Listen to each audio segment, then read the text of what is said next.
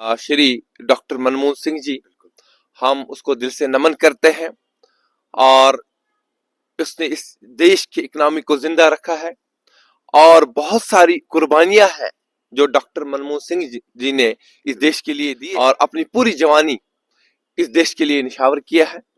और हम उनके खासतौर उनके परिवार को उनसे ताज़ियत करते हैं और खराज अकीदत करते हैं। ये सबसे बहुत बड़े एक दिग्गज farmer prime minister of India रहे। आर्टिकल 370 पे इन्होंने सियासत की। अब आर्टिकल 370 नहीं रहा, अब तो मीटरों पे ये सियासत करते हैं। बताओ आप, कौन सा घर वो है जहां पर स्मार्ट मीटर नहीं लगा है? आप बताइए। अगर घर में एक फैमिली थी, अब 4 फैमिलियां बन गई, 4 की 4 फैमिली में मीटर लगे। उसने जो वादे किया मीटर पर उसने वोट लिए हैं। पहले आर्टिकल 370 पे वोट ले रहे थे, अब मीटर की बात आई, अब इस पर सियासत करेंगे। अगर वो बताएंगे कि कहां पे मीटर नहीं लगा है, हम बताएंगे उमर अब्दुल्ला साहब सच कह रहा है। कहीं ना कहीं नाकाम होता जा रहा है, जो उन्हें वादे किए वो पूरे नहीं कर पाते हैं। ये अब ये कह रहे हैं कि जहां तक जब सबों को मीटर नहीं लगेंगे तब तक बिजली का रात को एक दुखित समाचार जो है वो जो है मौसूल हुई, जबकि फॉर्मर प्रधानमंत्री जो है उनका इंतकाल हुआ। डॉक्टर मनमोहन सिंह, उनका एक बड़ा कंट्रीब्यूशन है पूरे देश में। वो एक इकोनॉमिक्स भी थे और साथ साथ प्रधानमंत्री थे, और उन्होंने एक लंबे अरसे से जो है नेशन को सर्व किया है। मेरे साथ जो है आशिक हुसैन जो है वो जुड़ चुके हैं इस मामले पे बातचीत करने के लिए, जो कि एलजीपी के जनरल सेक्रेटरी है। इनसे मजीद गुफ्तगू करेंगे और साथ साथ जम्मू कश्मीर के जो हालात है किस तरह से ओवरऑल देख रहे हैं, क्योंकि हम देख रहे हैं कि जम्मू और कश्मीर के अंदर रिजर्वेशन को लेके जो है हंगामा चल रहा है, जिसमें नेशनल कॉन्फ्रेंस के एक एमपी आगा सईद रूहुल्लाह ने भी एहतिजाज किया। आशिक साहब, पहले आपका वेलकम। बहुत बहुत शुक्रिया आपका भी। आशिक साहब, किस तरह से देखते हैं कल रात जब फार्मर प्राइम मिनिस्टर है देश के, उन्होंने इंतकाल किया, इस दुनियाई फानी से रुखसत कर गए, और उनका एक बड़ा कंट्रीब्यूशन है देश के लिए, तो आपका क्या टेक है? देखिए, मैं आपको बताऊं कि मैं सबसे पहले उसको नमन करता हूं जो देश के प्रधानमंत्री रहे फार्मर श्री डॉक्टर मनमोहन सिंह जी।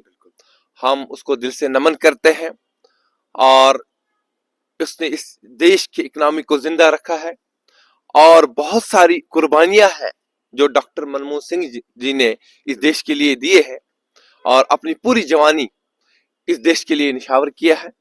और हम उनके खासतौर उनके परिवार को उनसे ताज़ियत करते हैं और खराज अकीदत करते हैं। ये सबसे बहुत बड़े एक दिग्गज farmer prime minister of India रहे हैं और कहीं कहीं इस पूरे हिंदुस्तान में इस जैसा प्राइम मिनिस्टर नहीं उठ पाएगा और हमें बहुत दुख है।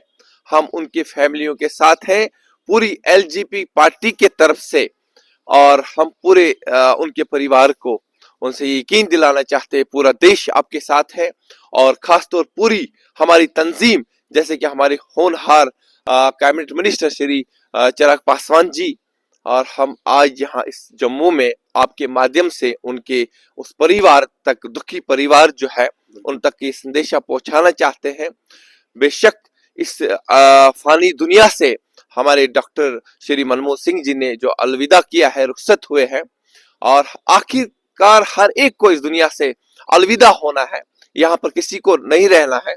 और हम चाहते हैं कि इसी तरह देश के प्रधानमंत्री, जिस तरह इसकी सोच और इसका विचार था, जिस तरह हमारे श्री नरेंद्र मोदी जी हैं इस देश के प्रधानमंत्री इस टाइम, और हम चाहते हैं उसी नक्शे कदम पर वो भी चले जिस नक्शे कदम पे हमारे ये फार्मर प्रधानमंत्री हमारे ये मनमोहन सिंह जी चले। और इसने बहुत सारी कुर्बानियां दी हैं, हम उन कुर्बानियों को कभी नहीं भूल सकते हैं। और डॉक्टर मनमोहन सिंह जी पूरे देश के दिलों में है और जम्मू एंड कश्मीर के लोगों के दिलों में भी है।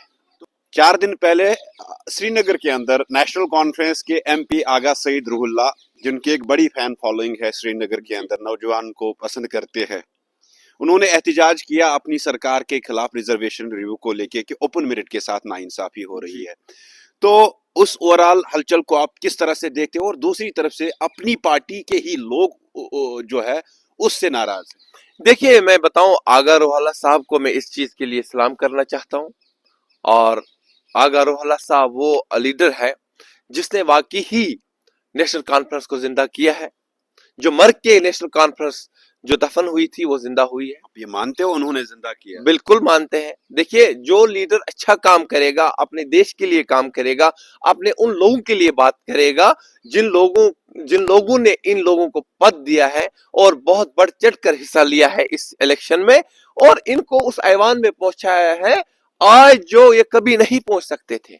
अगर आगा रोहल्ला साहब ने कल जो ओपन मेरिट के लिए वो लड़ाई लड़ रहा था, जो उन नौजवानों के साथ उसने वादे किए थे, उसने बहुत अच्छा किया। मुझे लगता है कि जो आगा रोहल्ला साहब ने कल कदम उठाया, अगर वाकई वो सही कदम है, मैं आगा रोहल्ला साहब को आपके माध्यम से गुजारिश करना चाहता हूं कि वो साबित कदम पे रहे और जब तक इनको इंसाफ ना मिले करते रहे और ताकि इनको इंसाफ मिले और जिनके लिए वो कल मैदान में उतरे और अपने पार्टी के खिलाफ गया, वो सिर्फ उन लोगों के लिए जिन लोगों को उसने विश्वास दिया था। मुझे लगता है ऑनरेबल ये अपने जम्मू एंड कश्मीर के चीफ मिनिस्टर हैं और उसको सपोर्ट करना चाहिए आगा रोहल्ला साहब को, और उसको भी सड़कों पर आना चाहिए। अगर उसका काम नहीं हो रहा है, उसको भी फर्ज बनता है उन लोगों के लिए लड़ना जो लोग इस टाइम सड़कों पर धरने दे रहे हैं।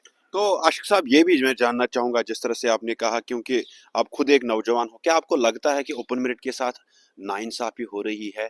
क्योंकि जनरल कैटेगरी के जो लड़के हैं यूनिवर्सिटियों में, कॉलेजेस में, एक पेरेंट ही जानता है जब वो बच्चे को पाल पोस के पढ़ाता है, उसके बाद जब कॉम्पिटिटिव एग्जाम होता है, क्योंकि उन बच्चों ने कहा कि एक तरफ से 150 वाला बच्चा वो ड्रॉप होता है, दूसरी तरफ से 70% वाला बच्चा जो है वो इन हो जाता है, जिसको 70 पॉइंट होते हैं और 150 पॉइंट वाला आउट होता है।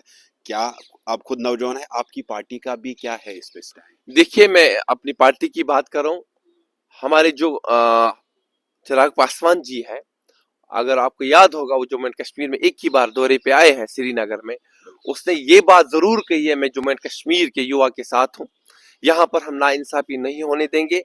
यहाँ के नौजवानों को, यहाँ की माँ बहनों को, हम उनके साथ साथ, हमारी पार्टी पूरी स्टैंड है इसके लिए, हम नौजवानों के लिए लड़ेंगे और जो उनके लीगल डिमांड्स हैं उनके लिए हम हर हालत में, अगर दिल्ली भी जाना पड़े, हम उनके साथ हैं और उनका हक दिलवा के ही रहेंगे।